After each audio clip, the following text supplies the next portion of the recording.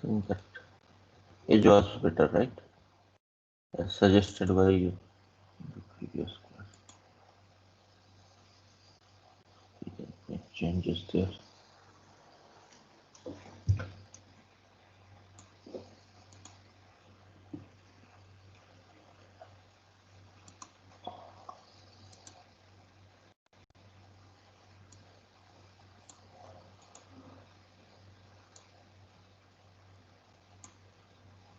So we had started our discussion on discretization. Can you see the screen?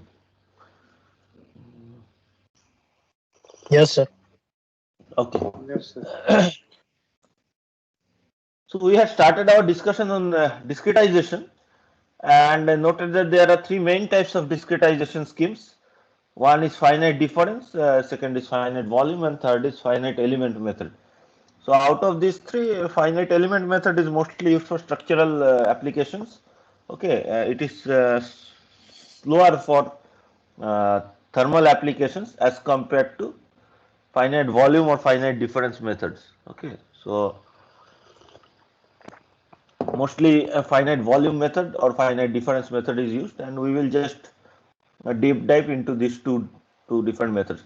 So we started with finite difference method, which is mostly used if the geometry is very simple, but the physics can be quite complicated. So you may have lot of partial derivatives, additional source terms, which can be easily handled. Okay, and we noted that in this case, the like for all cases, the main difficulty comes from the derivatives, first or second order derivatives, and if we can somehow replace those derivatives by using certain scheme and form algebraic equations out of the variables, then the calculations are much easier.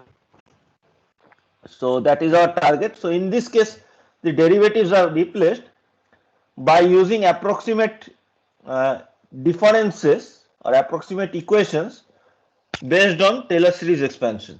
Okay, that is the idea for this case. So uh, like based on Taylor series expansion.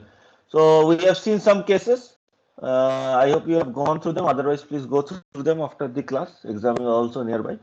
So for first order derivative, how to calculate uh, the difference equation, how to find the difference equation. These equations are known as difference equations.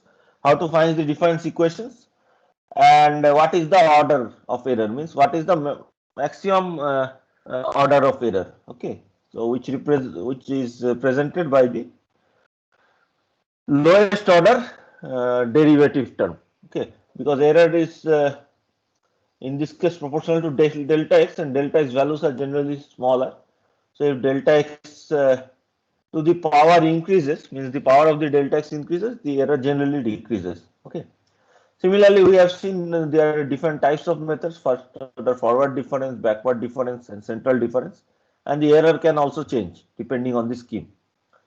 And all these schemes, ultimately you will see that the derivatives are written for a particular point ij in a grid structure, like we have seen a grid structure. I hope, yes, like this grid structure. For a particular point ij, the derivatives are written either in terms of its like its own position, the variable value at its own position, and the variable values at the neighboring positions. Okay, like for example, these are at the two neighboring position, no, one position and one neighboring position. For the central difference scheme, you have the two neighboring positions. So again, there may be some lag. I am rapidly moving the PDF file, so you may see the screen after some time what I am describing. So this type of representation we have seen, and we have seen how to calculate double derivatives also. Double derivatives are dependent on again on the variable value at its own position and this neighboring position in the direction in which the derivative is being calculated. So for y direction, it depends on j minus 1 and j plus 1 neighboring cells. Okay. And we have seen how to calculate the mixed derivative also by elimination of term. Any other derivative also you can calculate by similar logic, by elimination of some of the lower order terms. So you have either only phi I plus 1, like whatever are the variable values at different grid points, and some higher order terms which can be put together in the error uh, together. Any lower order term can be easily replaced, right?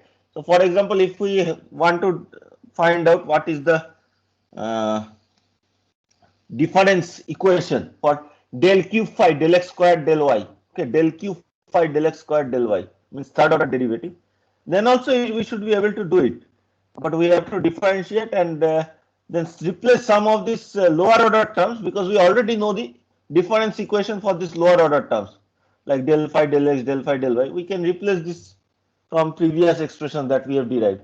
Even this type of like second order terms also we know already the expression. We can just replace whenever we encounter del square phi del y square, we can replace by this equation. Whenever we encounter del square phi del x square, we can replace by this equation. So similarly, it can be done to get any type of to solve or to convert any partial derivative to a difference equation. These expressions are not unique. We have also studied that, and if you want to derive more accurate difference equations, it can be derived, but you will need more neighboring points, which will lead to more accuracy, but more calculation time also. For example, I have written that if you want to derive the second order difference equation for the second order derivative with a fourth order accuracy, you can do that, but you will need 5 points in total instead of 3. You should try to derive this, okay, and check whether this is correct. And another approach we have seen, polynomial approach for finding finite difference equations, but this is not very widely used, but in some cases this is useful, as we have seen for the boundary case here. Okay, so with this we have stopped in the previous class our discussion about finite difference, and I have asked you to just try to practice a problem where there is a metallic or non-metallic rod. Say there is a metallic rod which is one dimensional. So any variation across the other directions are neglected, and the temperature is Ti at one side, Tb at another side, just for representation. Okay, we are not actually doing the calculation.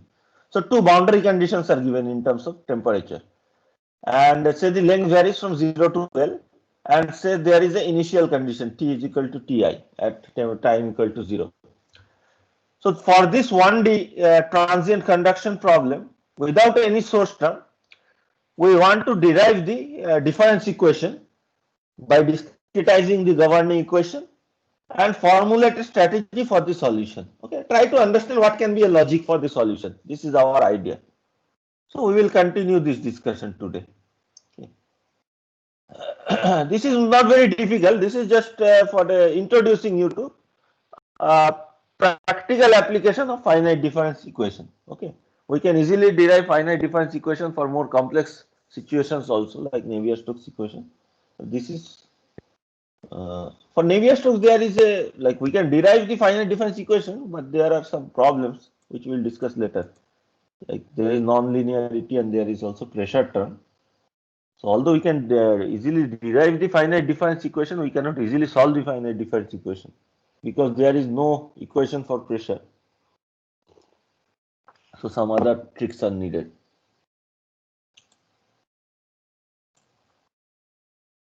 Okay, let us go like this. So did you try to derive the FD equation, any of you, for this? For the old students who have done CFD course, means anyway they know this, so it's not necessary. But for the students who have not done CFD, some practice is required. Okay, we'll keep this also open on this side in case diagrams are needed.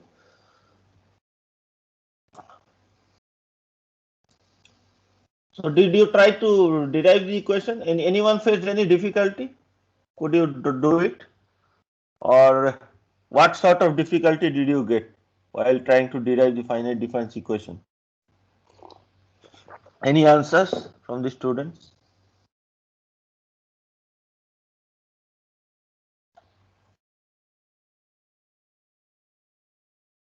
No one tried, huh?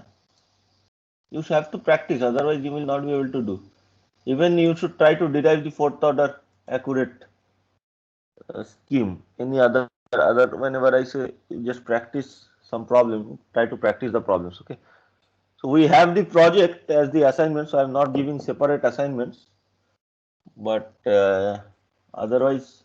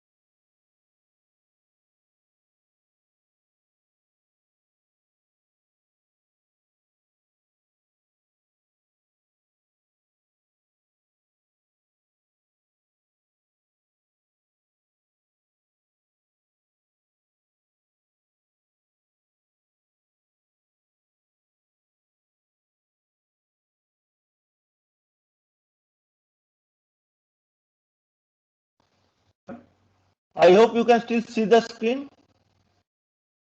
Just please confirm, anybody. Yes. Yes, sir. Voice is clear or voice is cutting off? Clear, sir. Okay. So for this case, 1D transient conduction problem without source term, you know what is the governing equation, right? I can write the governing equation as del T means del T of temperature is equal to diffusivity, thermal diffusivity into del square T del x square, with the assumption that K, rho and Cp are constant. Okay, so I have taken out rho Cp from this side and put it on the other side. K also has to be constant because we have taken it out from inside the derivative. So this is our 1D transient conduction governing equation, which is a second order PD, which we have already studied. This is what type of PD? Parabolic. Parabolic PD. Okay, so we should have matching type of solution. Means it depends on the previous time step values, but like the value at any point depends on all the previous time step values, and it can influence only the forward time step values. So we have something which is called as matching type of solution, where we can march from the previous time step towards the forward time step, because it's a parabolic problem. Its domain of influence is above the characteristic line, horizontal characteristic line, and domain of dependence is below the characteristic line. Okay. Source term is not there. Even if source term is there, it's not a big deal. You can just add the source term and do the same calculation what we are doing. Convective term I have ignored here. Okay, convective term treatment is somewhat different, and we will see later how to tackle convective terms. So for this case, convective term is not there because as if like depending on how the problem is specified, I have specified such a problem so that there is no convective term. Only the diffusive term and transient terms are there. So at this point, you know that it's very easy. Like at least it feels very easy to derive the equations. It's the first order derivative on the left hand side, del t, and I can write that in terms of the difference equations that we have derived in the previous class. Let us go to where is the folder gone?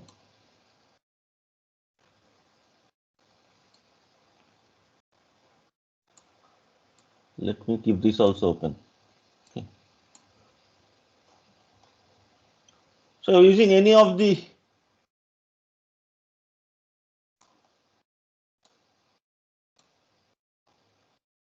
expression, so we can use central difference scheme, for example, and using central difference scheme, I can write del t at a certain point as so I have not used central difference, sorry. Using of the forward difference scheme, we can write it as tik plus 1 minus tik into divided by delta t, okay, plus some error is there. So how is this grid defined? So in the x direction, so because this is a one-dimensional space grid, so you have only the length of the rod, okay, and length direction is say x, okay. So let us divide this into certain number of points I, where I varies from 1 to n, okay, some value n, I varies from 1 to n. So we have discretized the grid or created the mesh, as you know, in common language we call that, we have created the mesh. So it's only a 1D mesh, so basically it's just a set of points, okay. And the points vary from I is equal to 1 to n, so we have divided into n number of points. I have not shown here up to n, but you get the idea. In the time direction, generally we do not say we are meshing or discretizing, but actually what we do is we take something called a time step, okay. Like we divide the time, future time, in small steps. Like if you want to do the simulation for 100 seconds, you divide say the 100 seconds into small steps of 0.1 second or something like 0.5 second. So these are known as time steps, similar to our grid spacing. Okay, in the x direction, the division is known as space step or grid spacing. In the time direction, it is known as time step. Say we divide into small time steps of 0.1 second.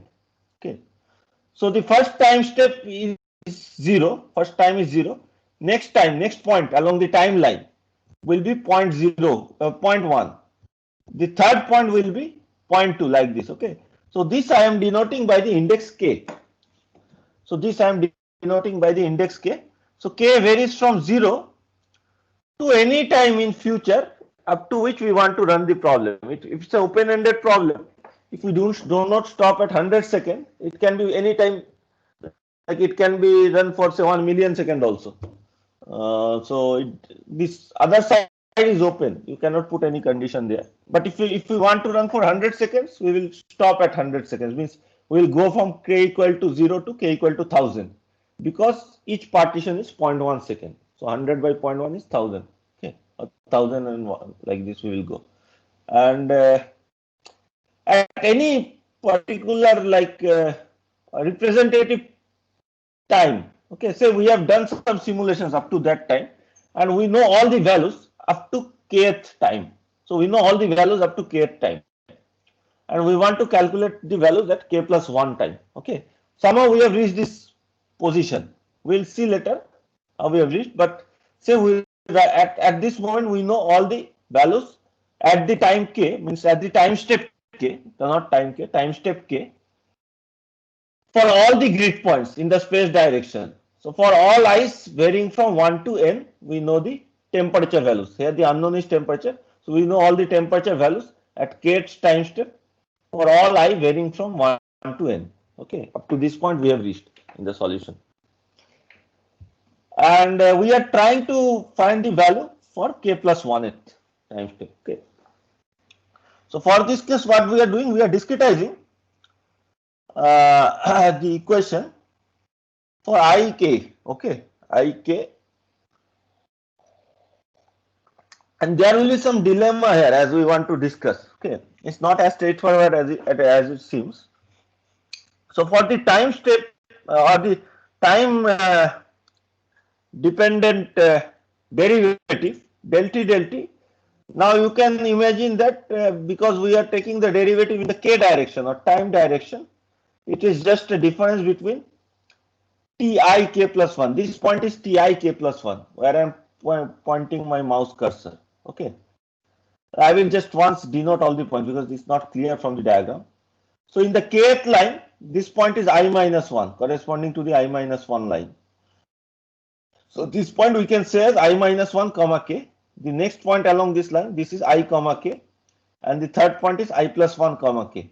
So this I minus 1 comma k and I plus 1 comma k, we can call them as neighboring points along the space direction for the ith point.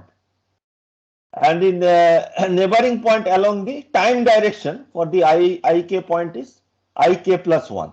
Okay, ik plus 1. So k plus 1 is the next time step. And similarly, for this ik plus 1 point, the neighboring points are I minus 1 k plus 1 and I plus 1 k plus 1. This is very easy. This is the grid structure in a time and space coordinate. Okay. So now del t I can write as tik plus 1 means next value by the previous value tik divided by the difference between these two values, which is delta t, because delta t we are assuming is the difference in the time direction, okay, which is the time step. I hope this is very clear. Now what about the second derivative, alpha del square t del x square? So let us write this as so alpha del square t del x square we are calculating at ik. So similar to this, we had used forward difference. Let us write this as ti plus 1k minus 2 tik plus ti minus 1k by delta x square into alpha.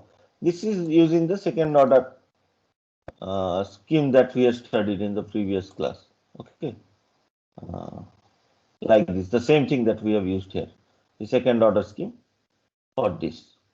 Okay, so time derivative we have taken a first order scheme, means the order of error is of the order of first order of delta t, and for the space derivative we have taken a second order scheme. The order of error is of the order of delta x square. So implicitly I have taken an assumption here. What is the assumption that I have taken for calculating this space derivative alpha del square t del x square? I have not discussed, but I have done something which there are other alternate options also. Remember that we are trying to go from time t equal to kth time step to k plus 1th time step. Okay, we have the values at all the k time step, and we are trying to go to the k plus 1th time step. Okay. So now based on this information, can you tell me that what is the problem? There is no problem, but what assumption has been taken here? Anyone? All students?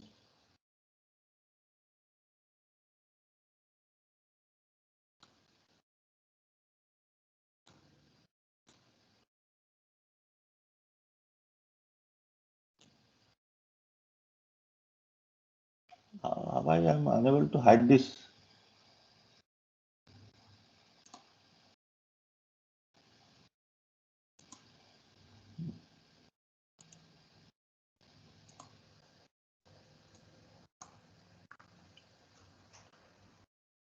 What assumption have I taken here?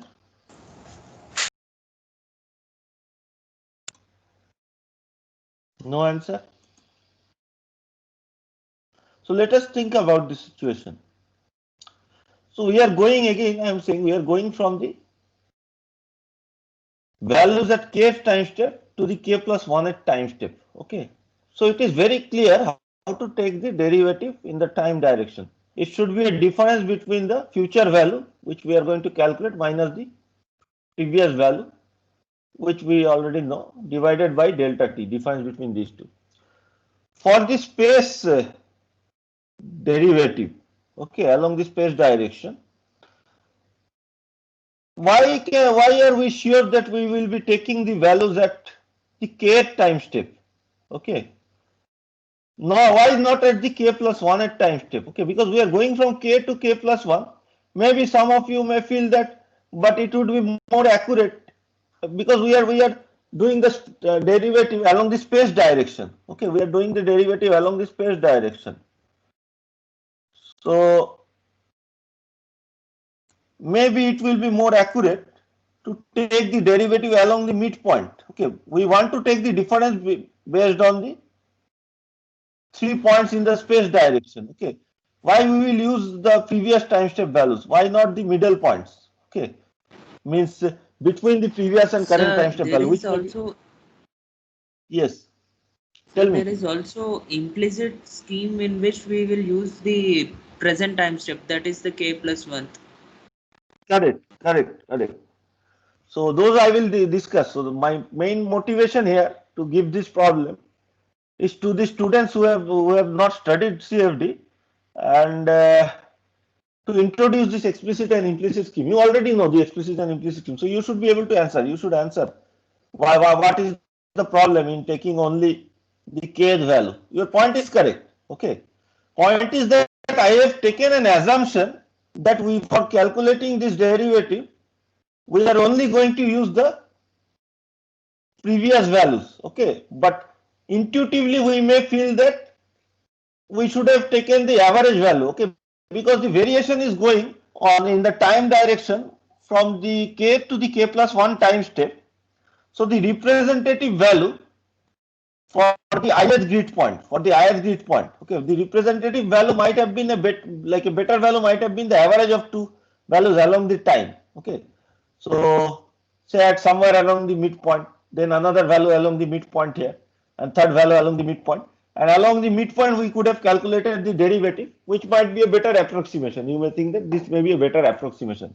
And there are schemes for that also, right? And as you have correctly pointed out, why at the midpoint? I can also try to take even at the end points. Okay.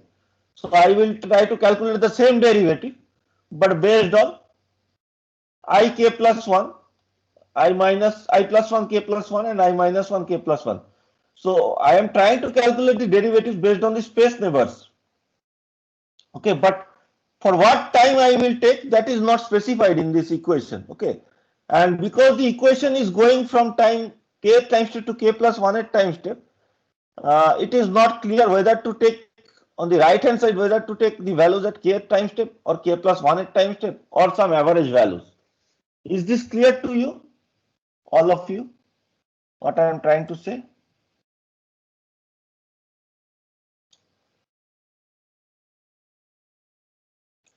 Anyone for whom it is not clear?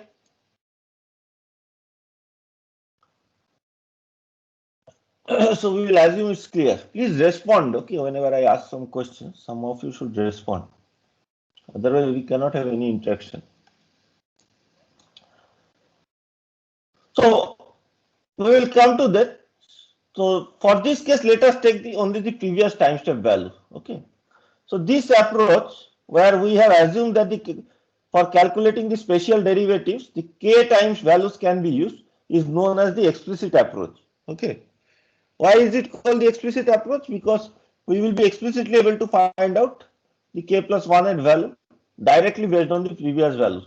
But this is not the only approach. There can be other alternate approach. So there can be other approach also for calculating the spatial derivatives, such as by taking all the values in the spatial direction at the k plus 1 at time step. Okay, as you can compare here both the cases. So instead of ti plus 1 k, I have taken ti plus 1 k plus 1 minus 2 ti k plus 1 plus ti minus 1 k plus 1 by delta x square. This will also give the correct solution. Previous one will also give the correct solution, but these two are different type of difference equation. Okay, so the here for the space direction, we have taken the new values. In the previous case, we have taken the old values. The second type is known as implicit scheme, as we will study later. But what I'm trying to say is there is various options of taking the space derivatives depending on at what point you want to take the cross section, means at what point you want to take the representative values, because for the space values time is not specified. That is the main thing. Okay. So for this particular problem, let us continue our discussion what I had given to you. So by using the old time step values, we get tik plus 1 minus tik by delta t is equal to alpha ti plus 1 k minus 2 tik plus ti minus 1 k. I think we should give, let us just go through this, divided by delta x square. Okay. and this can be written in this form. Only you just take only the future time step value to one side, ti k plus 1, and all the previous time step value to the other side. So this is equal to ti k alpha delta t by delta x square ti plus 1k minus 2 ti k plus ti minus 1k. So this is known as a difference equation. Okay, this is known as a difference equation. For this particular case, we have already said that we already know the values at the kth time step, right? So all the values are known. Ti k is known, ti plus 1k is known, and ti minus 1k is also known. Okay. So small diagram I have kept open, but all these values are known. So directly we will be able to find out what is ti k plus 1. Okay, from this equation. No other method is required. Directly, because of known values, you calculate. So this is known as explicit scheme. Okay, we'll come to explicit and implicit scheme later on. But for this case, there was different options, and intuitively we have taken the previous time step value to solve this easily. Okay. So if by using this method, what we have done by using the finite difference method, we have converted the governing partial differential equation to an algebraic equation for the point ik in terms of the neighboring points, neighboring in both space and time. Okay, neighboring in both both coordinate directions, neighboring in space as well as neighboring in time. Okay, even if you take the implicit scheme also, it will be in terms of neighboring points in both space and time. Okay, but different neighboring points. So for this particular case, as we have used explicit method, tik plus 1 can be directly calculated from the difference equation, as I have just said, as all the other values are known from the previous calculations. So basically what I mean is that this, for explicit method, tik plus 1 depends on only all time step values of ti minus 1, ti and ti plus 1. Only on all time step values of at the grid points I plus 1 and I minus 1. So along this space, the grid points are I minus 1 and I plus 1, right? So we only depend on the grid point values from the previous time to calculate the new time values. So directly it can be calculated. And what is the solution procedure? So I asked you to devise a solution strategy. So what will be the solution strategy for this case? At k equal to 1, how can I find the values? Say I want to find the values, sorry, at k, yes, say for example, let us go back to the diagram. Okay, how will I find the values at the first line when k is equal to 1? Means how do I know how do I calculate the values at ki minus 1, ki and ki plus 1? Because my difference equation to find the values at tik will be in terms of tik minus 1, and for this case there is no minus 1 point.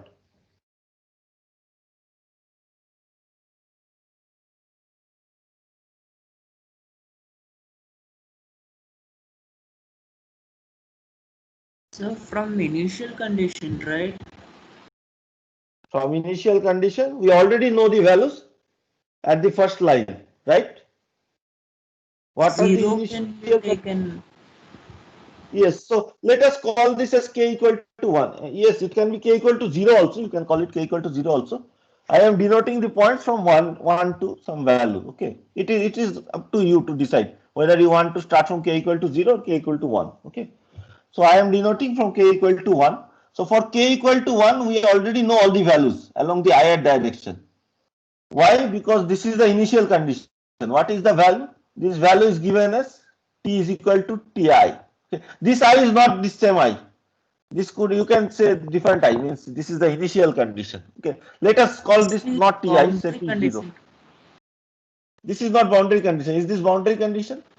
T is equal to ti at time equal to 0, or initial condition? Initial. Initial condition. This is the initial condition. The time direction, the first condition. Okay. So this is actually boundary condition if you think about in terms of space-time coordinate, but for the time coordinate, the boundary condition is called as initial condition, right? So this is the initial condition. So what is the initial condition? What does it say? that let us call this as t equal to t0 to differentiate, to not confuse with this I and this I. These I's are not same. Okay. So say the initial condition is t equal to t0 at time t equal to 0. Okay. You can write it, right? Like you have shown me in the previous class.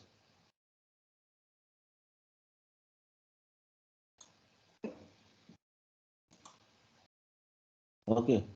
How can I? So if I divide this domain into n number of grid points, at all the grid points, t should be equal to t0 at the first time step, correct? Is it clear to you? Yes. Okay. Yes. And what about the boundary conditions? In the discretized grid, how do we represent the boundary conditions? So at x equal to 0, t equal to ta. Okay. So for I is equal to 1 for the first grid point, at any value of k, the temperature is known, right? For any value of k, what is the temperature? Temperature is equal to Ta, because this is the boundary. I equal to 1 is the boundary grid point. So at I equal to 1, it is given that temperature is Ta, and that should be valid for any value of time, right? The boundary condition is constant for future time also, unless we are changing explicitly. Okay. So T equal to Ta along the entire line. So for any value of k, but for I equal to 1, the boundary condition is Ta. Similarly, for any value of k, but for I equal to n, last grid point along the space direction, temperature is also known. It is Tb. Okay. So where do we know the conditions, boundary and initial conditions in the domain? Along this line, and along another line here. Okay. But the top surface, we don't know. Okay. But along these three lines, we will know the conditions. This is written here. So Ti, so in mathematical way, you can write that Ti comma 1.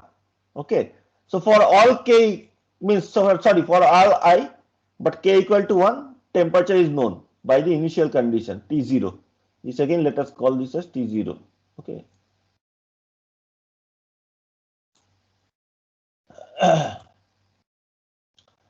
And the boundary condition, mathematically we can write that for I equal to 1, so Ti equal to 1 comma k, for any k temperature is Ta, and for Ti equal to n, but for any k temperature is equal to Tb. So this is clear. So now I am representing the same thing in a more elaborate fashion, okay, using the space-time coordinate system. So I is going from, you try to understand this. This is very easy for those who have already studied. I'm going very slowly for those who have not yet studied CFD course. I equal to 1, I equal to 2, I equal to 3, like this, the space grids are present, okay, up to I equal to n. And this is the first time step, k equal to 1. So for I equal to 1, x equal to 0, for I equal to n, x equal to L, for k equal to 1, time equal to 0. So simulation starts from here. So along this entire, all these points, I equal to 1, I equal to 2, I equal to 3, for k equal to 1, all the values are known from the initial condition. Similarly, from the boundary condition, for k equal to 1, k equal to 2, k equal to 3, for any value of k, the temperature values are known from the boundary condition. Similarly, for I equal to n, all the temperature values are known from the boundary condition. Okay. So only the internal grid points are not known in terms of space and time. Okay, internal. So for say k equal to 2, the I equal to 1 value and I equal to n value is known, but I equal to 2 value, 3 value, like these values are unknown, and we want to start the calculation. So we have derived our finite difference equation. Tik plus 1 is equal to Tik, means Tik plus 1 in terms of its previous time step value, right? So let us start the calculation. So first term we will take is k plus 1 to be k plus 1 to be 2. Okay, k plus 1 is 2. So for this grid point. So if you see our finite difference equation,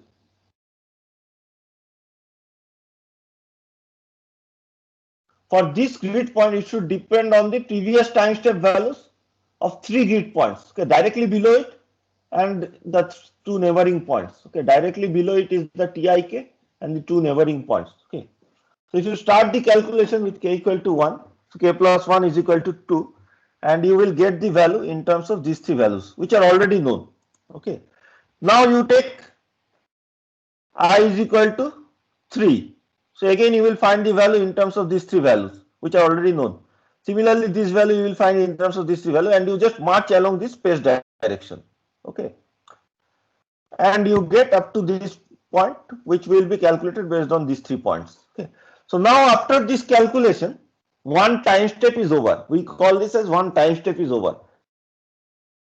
Because now we know from I equal to 1 to I equal to n for the second time step. We have already calculated all the values directly using this finite difference equation. Next, what we will do, we will again do the same calculation. We will find this point. Okay. Based on these 3 points. Now these 3 points are known. We can find these 3 like this. So again, entire line we will calculate, and we will keep on doing. For any general point, the previous all the point values will be known, and using these 3 point values, we will be able to find this value. Okay. And near the neighboring points, adjacent to the neighboring points, we will be using the previous neighboring value also. Okay. Similarly here, for this point, we will use these 3 values. Okay. So if I want to calculate here, I will use this value, and this value. Okay.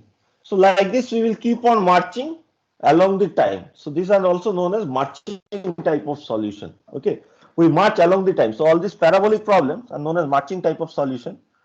And we proceed by calculating all the values in a single time step. And then when all the values are known, we just go to the next time step and again do the calculations. Okay. And we can keep on doing this until we are satisfied, like until whatever time we want to calculate. So while calculating k plus 1 values, all values for k are known. To start calculation, so this same thing I have just written, I am not going to repeat. So this is how you can devise a solution procedure for this simple problem.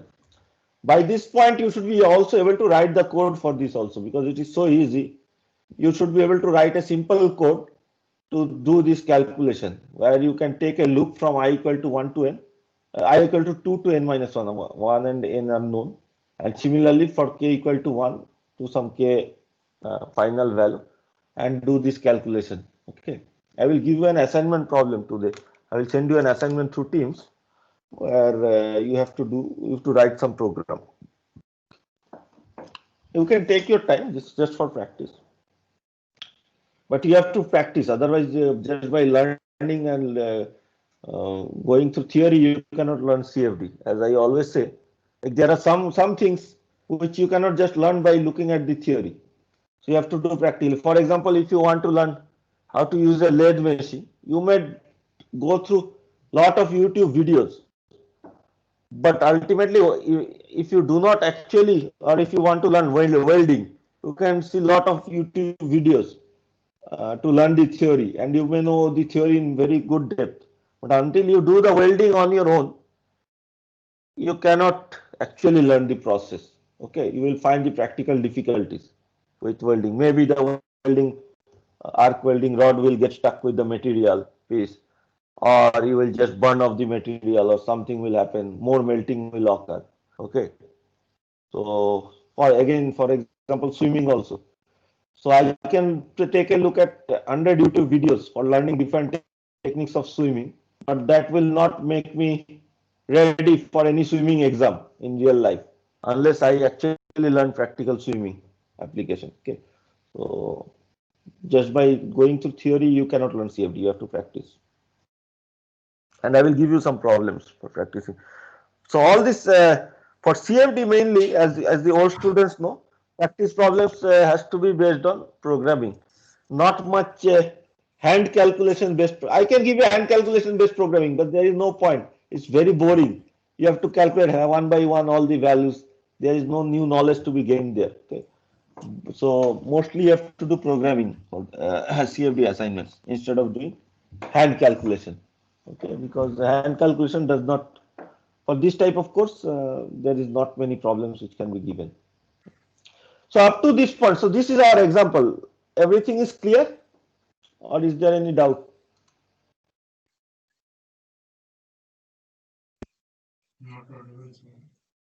Any doubts from anybody? New students, old students? Best you already know this part, but any fresh doubts or anything that comes to your mind?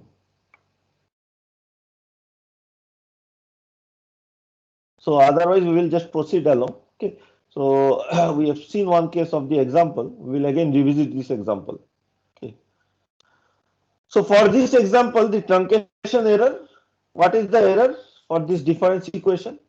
We have taken a first order error for the time derivative and the second order scheme for the space derivative. So our error is of the order of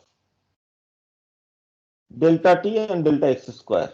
Okay, of the order of delta t delta x square. And if delta x tends to 0, if you keep on reducing the space step, means if you keep on increasing the number of grid points to a very large value, like infinite number of values, and if you reduce the number of time, if you increase the number of time steps also, reduce the time step value, means instead of 0.1 second, if you take 0.01 second or 0.001 second or even less, 10 to the power minus 6 second. Okay. So at the limit that delta x tends to 0 and delta t tends to 0, you will see that truncation error tends to 0. Okay. Because they are proportional to delta t and delta x square. If delta t tends to 0, this term tends to 0, this error term.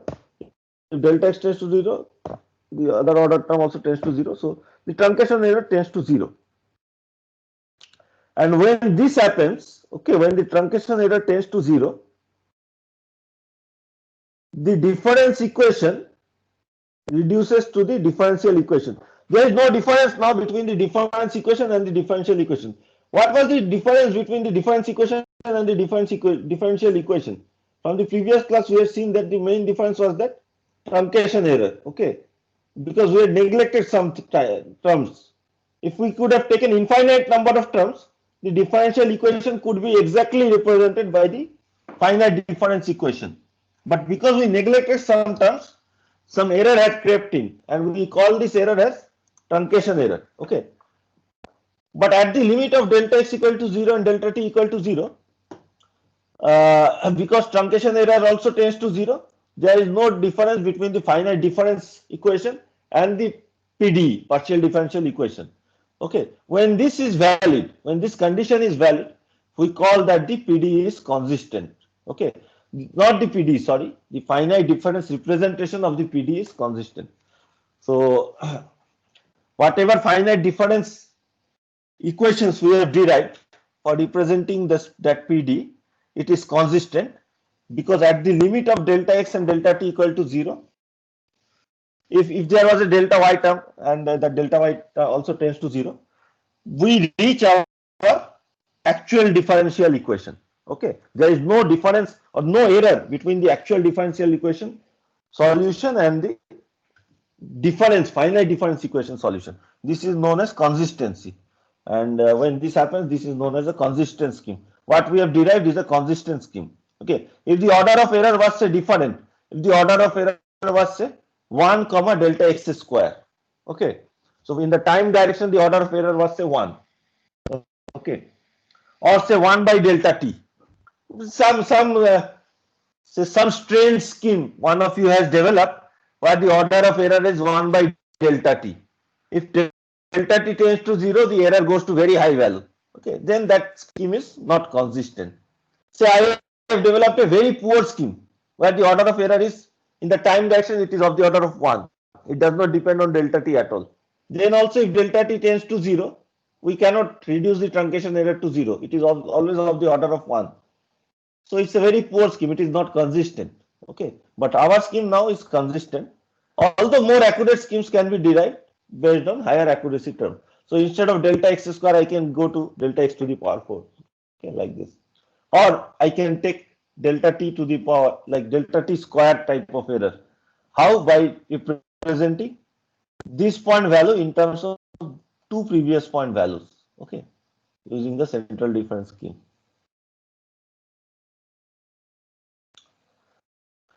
So to get a numerical solution which is physically correct, okay, to get a numerical solution which is a good approximate representation of an analytical solution. An analytical solution is the exact correct solution, the exact solution of the equation. Okay. To get a good numerical solution, we need three conditions to be satisfied. One is that our finite difference equation has to be consistent.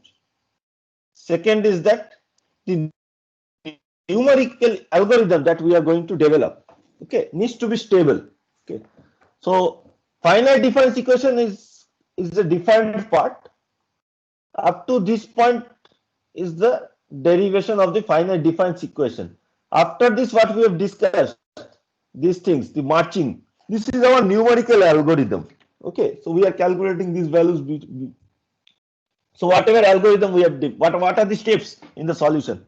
This is our numerical algorithm, and the numerical algorithm should be such that with change in steps, either in the space or time direction, particularly in the time direction, the errors do not increase with time.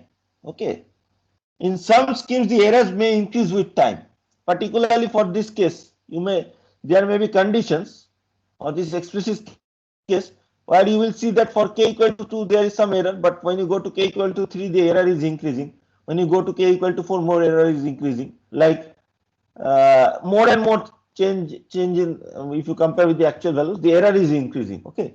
So in that case, obviously, if we keep on going for long time, the error will keep on increasing and ultimately will not get correct solution. Okay, that is not because of the issue with the difference equation. That is the issue with the numerical algorithm. Okay, so for the numerical algorithm, error should not increase with time. And when this condition is met, we call this algorithm as a stable algorithm. Okay. The opposite is that the errors are increasing, we call it as unstable. So here the second condition is that the numerical algorithm has to be stable. And third condition is that the boundary conditions and the initial condition has to be properly incorporated in the solution. Means their effect has to come into picture in the solution correctly. Okay. Otherwise there is no point, because the equations may look same for two different problems. If I want to calculate the variation of temperature in the room, and if I want to calculate the variation of temperature over an aircraft wing, both equations are same. Okay, 3D energy equation. But it is the boundary and initial condition and the geometry which actually gives the huge difference in the problem. One is calculation within the room, another is calculation over an aircraft wing. Okay, so third condition is that boundary condition and initial condition has to be incorporated properly. Okay, so if these three conditions are met, we will always get a, there are some other conditions, but we will always get a, there are other conditions which are sub conditions for this to get a stable solution. But if we get a stable algorithm and the other two conditions, we will always get a numerical solution, which is a correct representation of the analytical solution. There may be error, but it will be physically correct. Means what will happen is that if you keep on increasing the number of grid points, okay, if you keep on increasing the number of grid points in the space direction and in the time direction, if you reduce the space steps and time steps, you will get more and more accurate solution. Okay, so this you might have also seen in, if you have done CFD calculation in ANSYS. Okay, those who have done ANSYS programming or are doing for their BTech project or will do for their MTech project know that there is something called grid independent study and time independent study. Okay,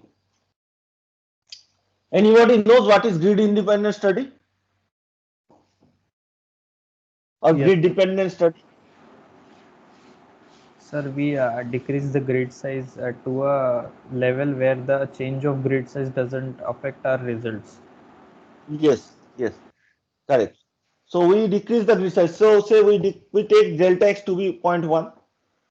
You generate a mesh with that. Then you take another delta x 0.005, another delta x point, say, or say delta x, I will take some better values. Say delta x equal to 2. Okay. And delta x equal to 4 and delta x equal to 1. So 1, 2, and 4.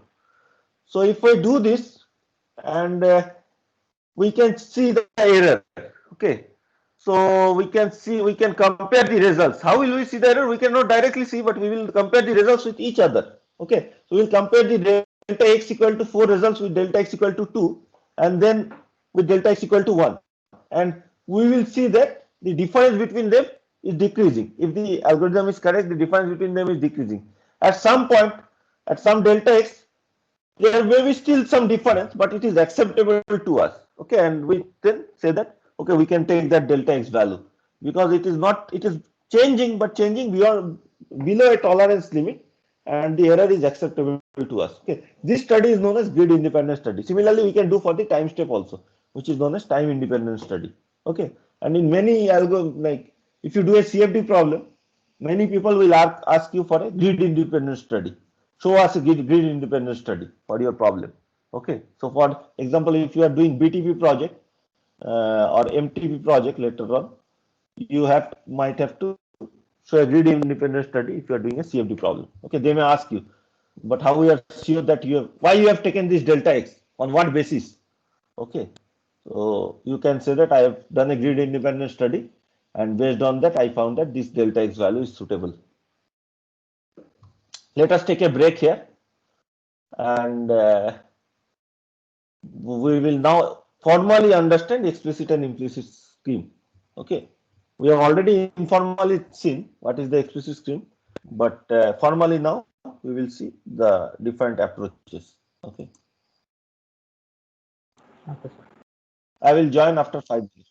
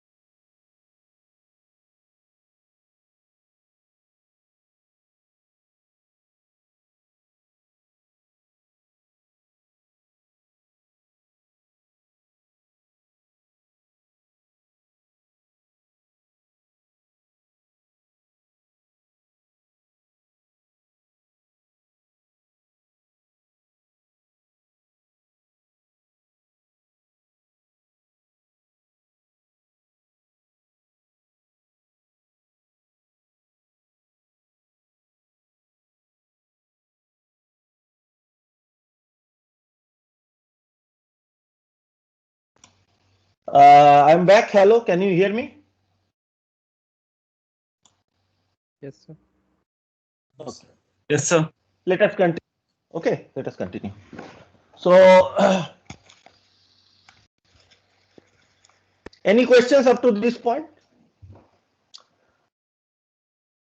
Okay, so what we have seen is known as an explicit approach, and please feel free to ask questions. This time the number of questions is quite less as compared to last year. I don't know. More question means like it is helpful for everyone to understand. Like I will not remember all the questions, right? So if you ask some questions, some more clarity, there is some more clarity for others.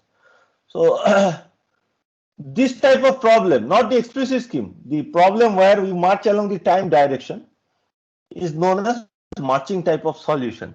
And this is marching type of solution is valid for parabolic problems as we have seen previously, and also for hyperbolic problems also marching type of solutions can be done. Okay, and mainly for time dependent problem, but marching type of solution can also be done for space dependent.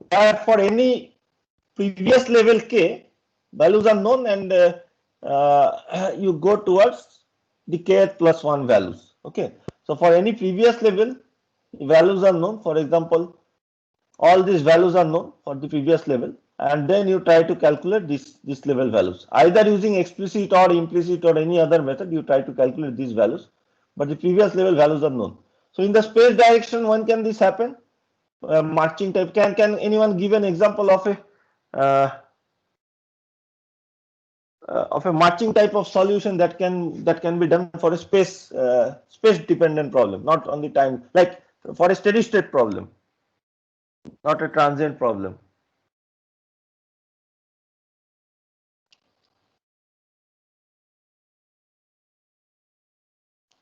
So for what case we can do a marching type of solution for a steady state problem?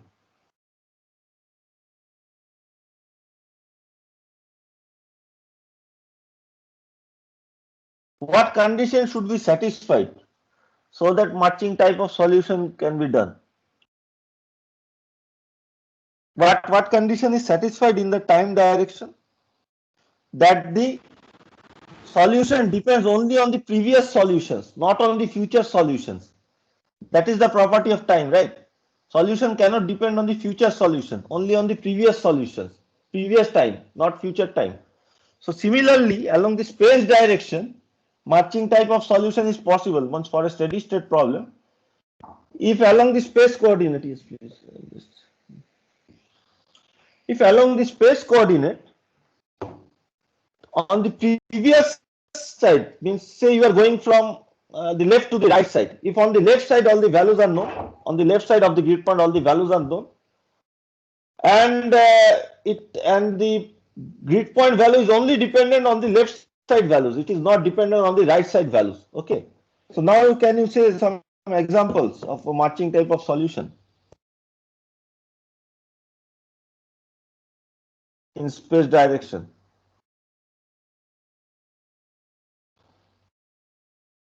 Old students, Nikhilesh, Mainak, or anyone? Yes. So convection type. Convection type problem where diffusion term is very negligible, right? Yes, sir. Diffusion, if diffusion is there, then you have to depend on both sides. But if the diffusion goes to zero, tends to zero, then or the flow is very dominant from one side to the other, then the value at any point will depend on only the direction from which the flow is coming. It will not depend on the direction to the flow where the flow is going, right? The flow is bringing the temperature from the left hand side if the flow is coming from left hand side. From the right hand side, no information will come if the conduction is zero, means conductivity is zero. So for that type of problem, or for boundary layer type of problem, boundary layer type of problem also you can go for a marching type of solution. Starting from the initial point, you go ahead along the, like purely fluid problem, not thermal problem. That also you can do marching solution. Okay, so also for hyperbolic problems also. Okay, so anyway, so now there are different approach for solving this type of problem, marching type of problem. Okay, So we will take the example of time only. So for our time dependent problems, there are different two main approaches. One is known as the explicit approach, one is the implicit approach. Again, this may be very clear to you. So for those who already knows this, it's just a revision for you. Okay. I'm going in a very detailed way this time. So for explicit solution, we have already seen the example where for each point, a single unknown variable is there. For each point, the difference equation. In the difference equation, there is a single unknown variable. I hope you can see the difference equation. There is no lag. So all the unknown variables we take to the left side and all the known variables we take to the right side. So in this case, only on the left side, only one single unknown is there for that point and all the other values are known. Okay. So if this is the case, we call it as a explicit approach. Okay. And in this case, because only one unknown is there, you can directly solve the equation. Okay. To get that value. So immediate direct solution of the value. And you can just go along by increasing the index value I equal to 2, I equal to 3, I equal to 4 by running a loop. And once the loop is done, you can run an outer loop where the k value is changing from k equal to 2, k equal to 3, k equal to 4. Means for each k you are doing the entire loop of I, then go to the next value of k, again do the entire loop of I like this. So it's a double loop that you can run and easily calculate. Okay, this is the explicit approach that we have seen. For the implicit approach, for the other way, for each point at k plus 1 level, okay, the unknown values, the difference scheme that will finite difference equation that will derive also depend on the neighboring values at the k plus 1 level itself. Okay, and because the k plus 1 level values are not known, so there are other unknown values in the equation. Okay, so for example, if I go back to the same figure, okay, say for this we want to calculate the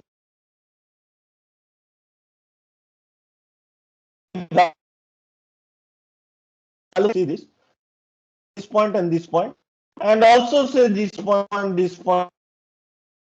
The values are these 3 points at the second. Okay, my call is coming.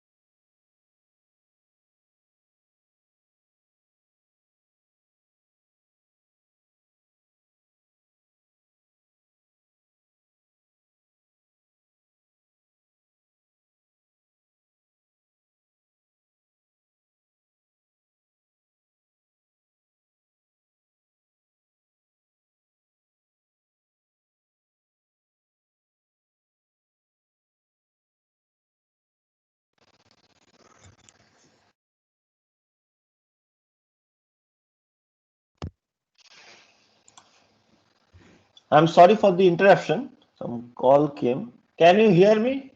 Hello. Yes, sir. Yes, sir. Okay. So say we are trying to calculate the value at this point, and we also are dependent. Our difference equation is different, and it has these terms also, the neighboring terms. Okay, and also maybe these terms also. So now your equation, this difference equation, what we had calculated for the previous case, will have 3 unknown values because this is also unknown, this is also unknown, and maybe 3 known values.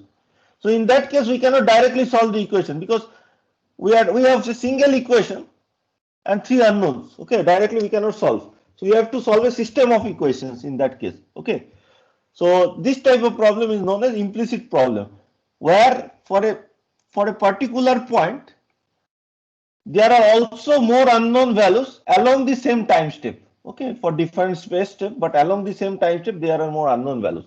This is known as implicit. Okay, why implicit? Because it is implicitly dependent on the other values at the same time step, and you cannot directly explicitly solve the value. Okay, so in this case we need to solve a system of equations.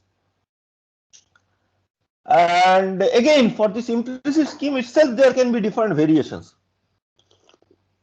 Explicit scheme was fixed, but for the implicit scheme, depending on our choice, we can take different type of approximation. Okay, for example, say I want to calculate, what it would be better is that if I keep the diagram open on this side, okay, that will help us to understand very nicely. That diagram is very important because it gives us the physical understanding of the coordinates.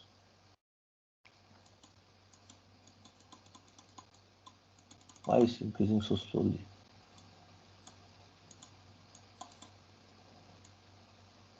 So I've kept the diagram open on the right hand side so that you get a physical understanding of what we are discussing. Say for calculating this point, I only want to depend on this neighboring values. Okay, in the space direction. So we wanted to calculate the derivative, right? Alpha del square t del x square. If I take only the k plus 1 at time step values, then we will have a finite difference equation which looks like this: alpha ti plus 1 k plus 1 minus 2i 2 ti k plus 1 plus ti minus 1 k plus 1. Okay, so this space derivative you are taken along the k plus 1 at time step, assuming that the future values give you a more accurate representation of the phenomena. In that case, this is known as a fully implicit scheme. Okay, it is fully dependent on the future values, the space derivatives. I will come to the nuances, what are the differences, but let me explain the other types. Okay, you can say that no sir, this is why will I take this only future value? This also does not seem very accurate. Our problem is going from the previous to the future value. I should take some in between value which will be more accurate representation, maybe halfway along the to calculate the space derivative. Okay, so that if you do, you will get an approximation equation which looks like this: alpha del square t del x square is equal to alpha. So for this first term, instead of taking ti plus 1 k plus 1 or ti plus 1 k, like instead of this or this, you take an average of these two. So half of ti plus 1 k plus 1. Oh, here I cannot do right that. Right. So I take ti plus half of ti plus 1 k plus 1 plus half of ti plus 1 k. So average of these two values. So basically what we are getting a value which is midpoint between two time steps. Okay, the value at this I minus 1 grid point, but at a midpoint between the two time steps. Okay, similarly for the ith grid point value, again we are not using the k and k plus 1 like separately k and k plus 1 values. We are taking the average of k and k plus 1 values for the ith grid point. Okay, so 2 was already there, but instead of tik plus 1 or tik, we are taking half of tik plus 1 plus tik. And similarly for the I plus 1 grid point also, you are taking the average. Sorry, I minus 1. I plus 1 I have already shown. I minus 1. Ti minus 1 k plus 1 plus ti minus 1 k, half of that. Okay. So you are taking the average values. So for each grid point, you are taking the average value along the time step. Okay, some representative value along the time step. So this equation is known as this defined scheme is known as semi-implicit scheme. Okay, average of current and previous values, and is also known as Crank-Nicolson scheme. Very famous scheme, Crank-Nicolson scheme.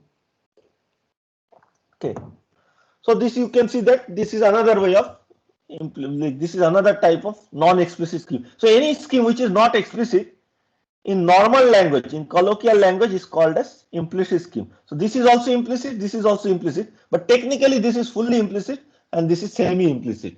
Okay, but people will say implicit scheme because all implicit scheme, the solution algorithm is similar. In that we have to solve a system of equations.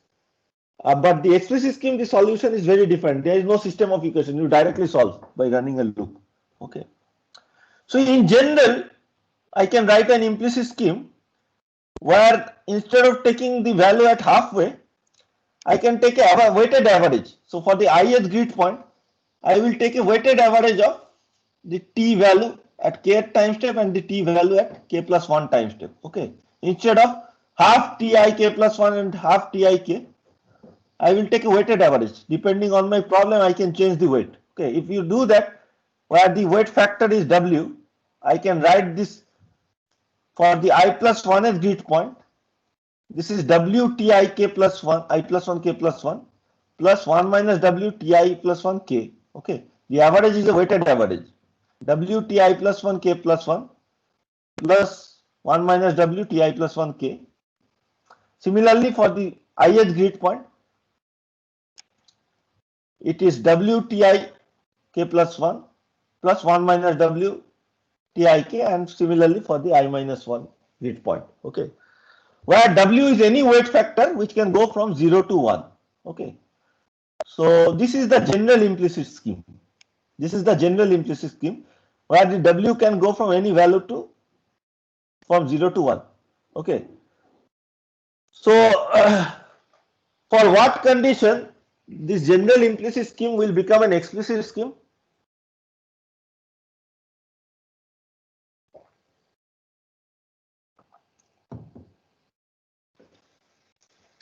I want answers from the students. Equal to Yes? W equal to 0. W equal to 0. Yes, if W equal to 0, all the k plus 1 terms will vanish. And if this is 0, these coefficients will become 1. And you will get an equation which is exactly same as the explicit scheme equation. Okay. So you will get Ti plus 1k minus 2 Ti k plus Ti minus 1k. Okay. So for W equal to 0, this is an explicit scheme. What for W equal to 1? What scheme will we get? Fully implicit. Fully implicit. And for W equal to half? For W equal to half? Crank-Nicolson. Okay. But W can be any other value also. Need not be half. Okay. W equal to 0 explicit, W equal to 0.5 Crank-Nicolson, W equal to 1 fully implicit. But how would So- determine W, sir, for different cases? I will come to that. Very good question. Actually, I was going to ask you, not how to determine W, but whether how will we know that W equal to 1 is better or W equal to 0.5 is better, things like that. But Or sir, W can be in between them, no, sir, 1.5 or 0. no, W has to be between 0 and 1. So it can be 0.8, 0.9, That's why 0.9, 0.6, okay, anything. So actually the solutions will be similar. I will come to your point. It's a very good question. Let me just finish this first. Generally, any scheme which is not explicit is commonly called as implicit scheme. Although the technical terms may be different, fully implicit, semi-implicit, but they are all called as implicit schemes unless they are explicit, because their solution process is similar. Why it is similar? Because you cannot directly solve them. You need to solve a system of equations, because there will be always unknown values which are along this line. Okay, some unknown values will be along this line, and you cannot directly solve for a single point. You have to consider all the neighboring points also. Okay. So which one do you think is better? W equal to 0, W equal to 0.5 or 1 out of these three cases? W is equal to 0, then it will be implicit. Then it will be explicit. Why is it better? It is Because it depends on previous value. calculation is easy, but Yes. why I am saying from the point of view of more accuracy. W is equal to 1, sir. W equal to 1. Why is it more accurate? Because, sir, it take the recent value, sir. Future values. Take the future values, no, sir. Future values, not the but- recent values, future values. But the error will be in which case more, sir? Future value or history value, previous values? Good question. How That- can we determine for which case the error is more? Which cases error is less? This will be better for us. Correct. So it depends on the physical problem. You cannot say that, okay, 0 is better or 1 is better or 0.5. So for different types of physical problem, the solution pattern is different. Okay, can I draw it here with the mouse? It's too difficult. That is the problem.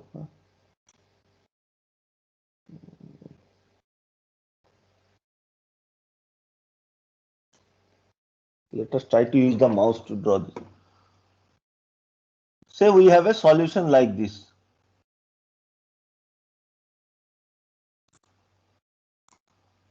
Oh, I cannot draw using mouse.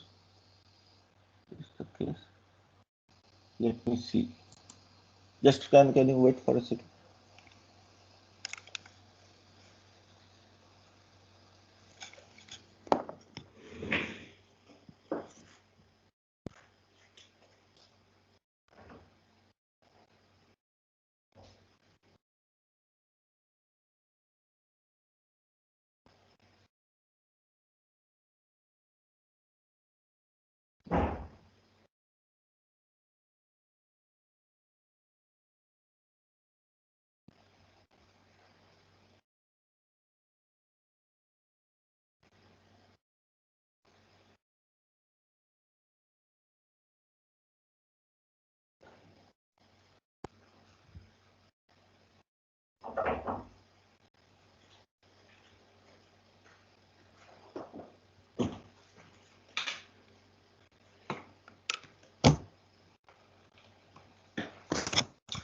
Hello, can you still hear me?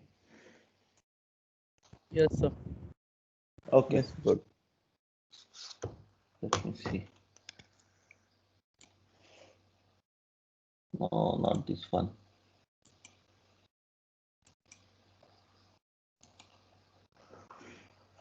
Say you have a process going like this. Again, its drawing will be not be very accurate, but you should get the idea. Say some process is there. Okay, let us consider this case. Okay, one rod is there, and initially the temperature what can be the case?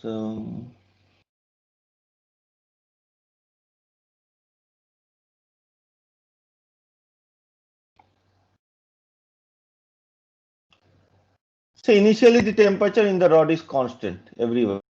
Okay, 0 degree centigrade. So this is the temperature axis. Very inaccurate diagram, but you will get the idea. This is the x-axis. Okay, not time axis, temperature. Okay, initially it is 0 everywhere, but now I have put a boundary condition that is very high temperature is present on the right hand boundary. So with time, the solutions will change like this. Initially, it will go like this. Now, this is already much future. Okay, so initially it will go like this.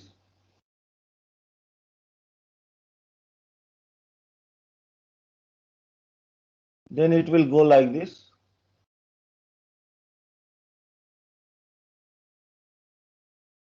With time, it will change. Ultimately, you will get a steady state. You will get a linear solution. Right? Oh, what it is? It's automatically taken.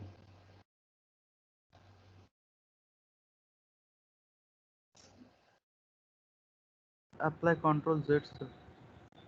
Control Z, huh? Control Z, correct. Thank you.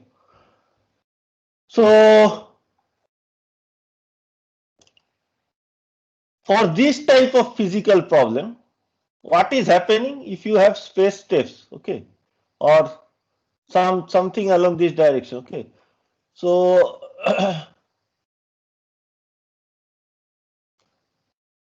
actually, this is opposite analogy I have given.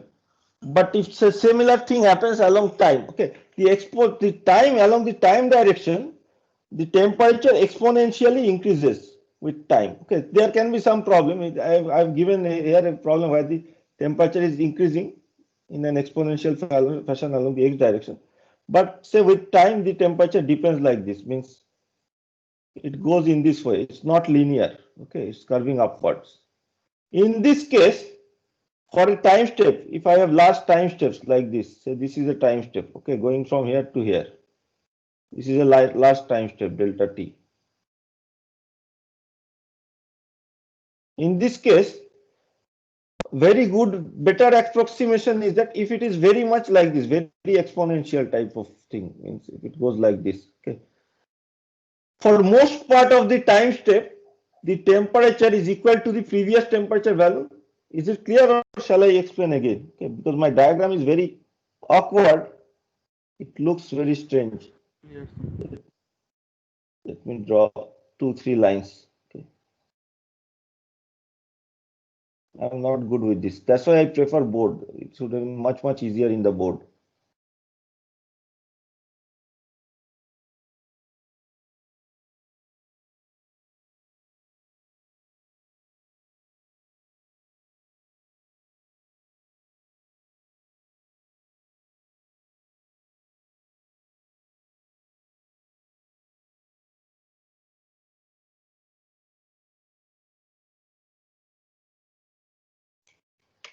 Okay. So now if I take a time, so 3 types of problems. Okay. Solution are there. One case, the temperature is exponentially increasing with time. Maybe some source term is given. Okay. Maybe some source term is given. As a result, the temperature is rapidly increasing with time, exponentially. Another case is given where the temperature is linearly increasing with time. Okay. Or nearly linearly increasing with time. And another case is given where the temperature initially increases drastically and then it almost tries to reach a steady state. Okay, it increases drastically, but it tries to reach a steady state. Slows down, the process slows down. Okay, for example, I have a very heated sphere of iron and I put it in water. So initially the temperature will drastically reduce if I put a very heated sphere of iron in water, but after some time the temperature like variation will slow down.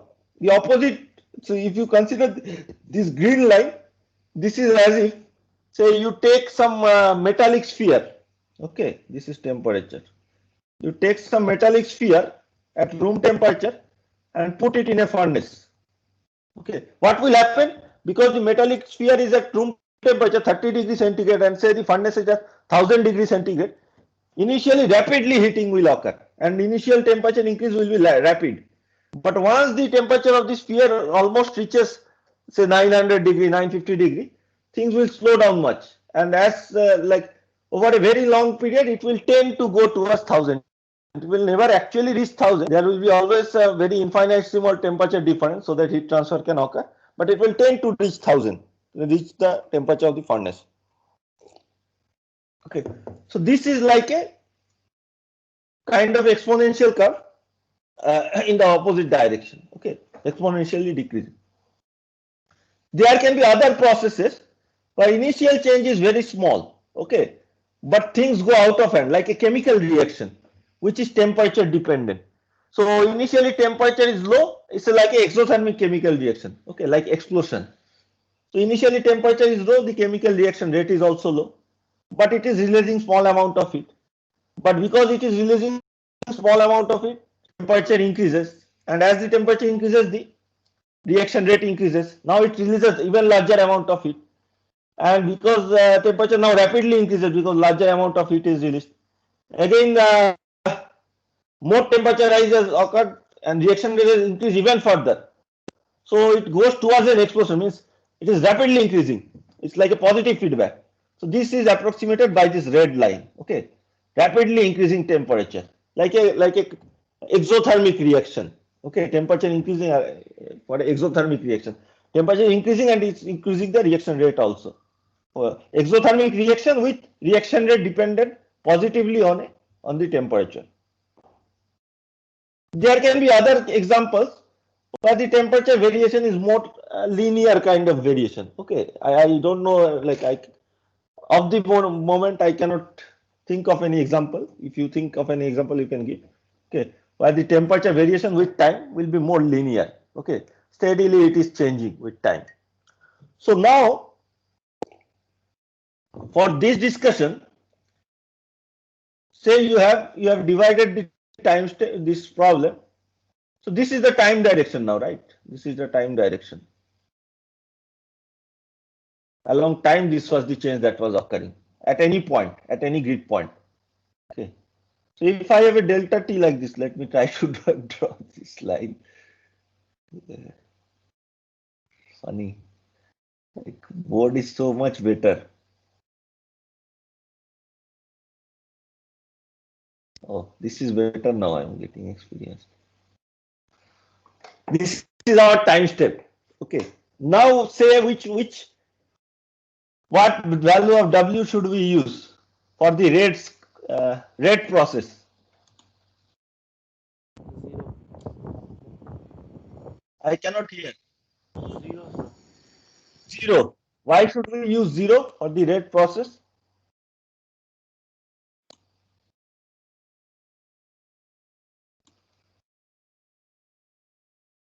This correct answer. But why is it 0? Sir, next value is highly dependent on previous value for this time step.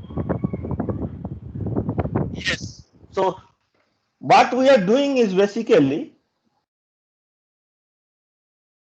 because the curvature is upward like this, so for any time step, for most of the part of the time step, the value is near to the previous value. Okay. And any problem where the curvature is upward, means below this linear line, for most of the part, the time, for most of the, like along the time step, if the time step is large, say you take a very large time step, t equal to 10 seconds, for solving that total time is 100 seconds, but you want very large time step, t equal to 10 seconds. Then these things become very important. Okay, if you take t equal to 10 seconds, so for most of the part, from say t equal initial part, the temperature will be much nearer to the previous value, whatever is t equal to 0 value, as compared to t equal to 10 value. Okay, because of the nature of the curve. And in this case, the best approximation is that you take the previous time step value. Now, if this is the green line, so if the curvature is like this, what a problem. Okay, so for most of the time step, the value will be nearer to the future value. Okay, nearer to the future value. If this curvature looks like this, okay, above the linear line, like for example, for the problem that I have described, like putting an iron sphere in the furnace. In this case, a better approximation is the implicit scheme, right? Because for along the time step, if you have a very large time step, most of the values along the time step is more nearer to the future value. Okay, and for a linear type of process, most of the values, so you cannot say, means it is linearly varying. So the average value should be the best representation along the time step. Okay, the average value should be the best representation for the time step. Okay, so say the temperature at the beginning of the time step was 30 degree, and at the end of the time step temperature is 50 degree. Time step is very large, so temperatures change quite a lot from 30 to 50 degree. Okay, so if the average temperature, if it is a linear process, the average temperature is 40 degree along the time step. So if I take the Crank-Nicolson scheme, it will be much more accurate. But if it is changing, say in this fashion, in the red line fashion, then for most of the time it is going 30, 31, 32, 34, 36, and then rapidly increasing 40 to 50 like this. So for most of the time step, you will see that it is below the average, below 40. Okay, and if it is the green line like this, so for the iron case, iron sphere in the furnace case, initially rapidly heating is occurring. So initially temperature is from 30 to 35, in 1 second it has gone. Then second it has gone from 35 to 38. Then it has gone to 40. Okay, then 41.8 like this. So and gradually it is slowing down. So the average value is more than 40 in that time step. Okay, the average value is more than 40 in that time step. So in that case, the full implicit scheme is better among these three schemes. Now, if you want to be more accurate, you may be able to take like some other values. Say you cannot directly say what exact value of W you should take. So at this level of the course, but maybe instead of W equal to 1, you say that for this scheme, I find that the most suitable representation is W equal to 0.8. It is near the implicit scheme, but not. What does implicit scheme mean in the temperature time scale? Let us draw again. In my diagrams are quite funny, but you have to bear with them. This is delta T.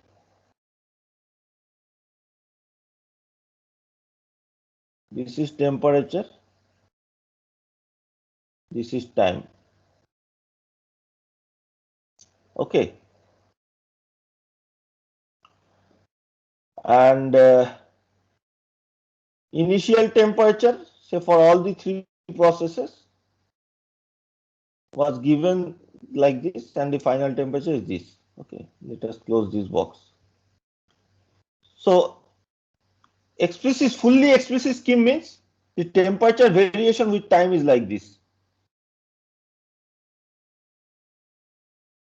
Means it is always near to the, suddenly it jumps to like this. This is fully explicit. Okay. Fully implicit means it approximates this behavior. Crank-Nicolson,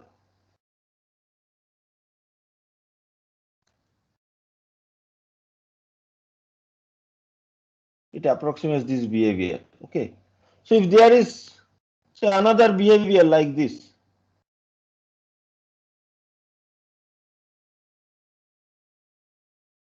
it is somewhere in between Crank-Nicolson and fully implicit. Maybe W equal to 0.8 is more suitable. If there is another behavior like this is somewhere near to Crank-Nicolson, but less than Crank-Nicolson. So maybe W equal to 0.4 is more suitable. Okay. So this is the thing. You cannot directly say which one. So we do not generally use this variable alpha unless we need very large accuracy. We can use any of the three schemes: W equal to 1, W equal to 0, and W equal to 0.5. Explicit, fully implicit, or Crank-Nicolson. Okay. So instead of going into variable alpha values, but you understand the point why variable omega values or W values, why the weight factor can give you much more accurate result in the time step.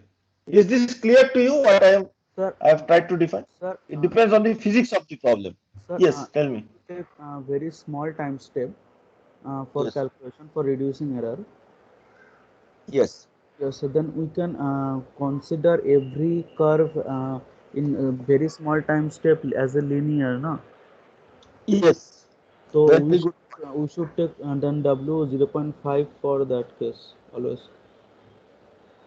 It's not necessary. Okay. If the time step is very small, any of these schemes will give you accurate result. W equal to 0.5 will give you accurate result, but even W equal to 0 will also give you. If the time step is too small, remember the error tends to 0, truncation errors. Yes. Okay. So any of these schemes. So that's why if I write an explicit algorithm, which is much easy to write, right? The explicit scheme is much easy to write because you understand that just by writing two loops, I can write the explicit algorithm. So in that case, whatever is the physics, if I take a sufficiently small time step, I should be able to get the correct result. Okay. Only thing is that you will not be able to take large time steps. So your solution may take a lot of time to run. But if you, for some reason, if you want to take large time step, then you have to think about these cases. Okay. But if you are just, if it's possible for you to take very small time step, then we are not bothered with this. But there are sometimes reasons where time step you cannot just take independently. Okay. The physics itself may depend on time step. You have to capture that physics properly. And in that case, you cannot arbitrarily take the time step, but let us not go into those details. But you get the idea. Your point is very correct that if the time step is too small, then obviously Crank-Nicolson will be accurate, but the other two things are also good. So we are not bothered in that case with any of this because the truncation errors anyway is going to 0. Okay, good point. We are almost finished. Huh? So I will stop at this point. Okay, today I wanted to show you one example of the implicit scheme. We have already seen the example of the explicit scheme. Okay, we have already seen the example of the explicit scheme here, and we have seen how to solve what is the solution algorithm also. Like what will be the steps. So you will be able to write a program using the explicit scheme. I want to show you the. So there are different types of implicit scheme. I will show you one example, the Crank-Nicolson scheme, and what will be the solution algorithm for that. Means you cannot directly solve, right? So you will get a system of equations, and you have to solve that system of equations either using matrix inversion or some other method like Gaussian elimination, or which are also actually just matrix inversion only, or something called Thomas algorithm. So we'll discuss in the next class next week, and then I will give you the assignment of writing the program. You can do it. You can take your time. You can give it after the midterm. So we don't have many classes before the midterm. We have one Tuesday class next Tuesday. Friday is holiday. Next Friday is holiday.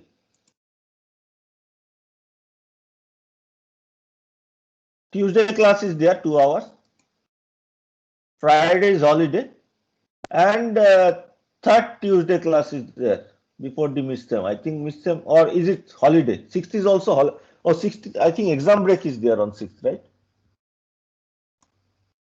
Yes, sir. Can we confirm? Just let us confirm. We have time. I have stopped the academics.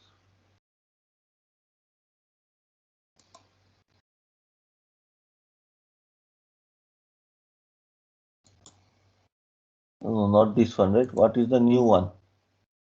Approved on 4th August.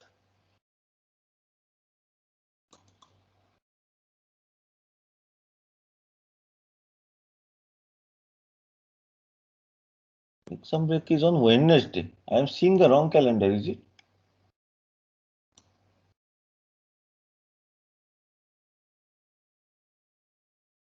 My calendar is correct, right? 6th of October is Tuesday. So exam break is supposed to be on Tuesday, right? Because from Wednesday there's the They have exam. written it wrong. Okay. So we don't have that class also. Okay. Then we have only 2 hours. Okay. And I will finish this material, and something more I wanted to cover. Let us see. I don't want to take any extra classes before midterm, because it is not our fault. We are going steadily, but the number of classes is too less before the midterm. More classes are there after the midterm. So after the midterm, if we feel that we are lagging behind, because much of the course is still left, so then we may have to take 1 or 2 extra classes. But for this point, whatever we finish up to next class, that will be the last class before the exam. That will be your syllabus for the midterm. I will give some assignment that will be due after the midterm, because that is programming assignment. You can do after the midterm. So we will finish this part, Crank-Nicolson scheme, and you can also try the fully implicit scheme, and let us see what else we can do in the next class. And if any doubts is there, that also I can clear. But this period was very short. It is like the old students know that we have more time period before the midterm exam. For all of my courses, I am feeling that it is around 20% short this time. Suddenly the exams have come. But it is like this, so I don't want to take extra classes right now. Okay. We'll stop here. But for maybe later on, we will have to take extra classes for the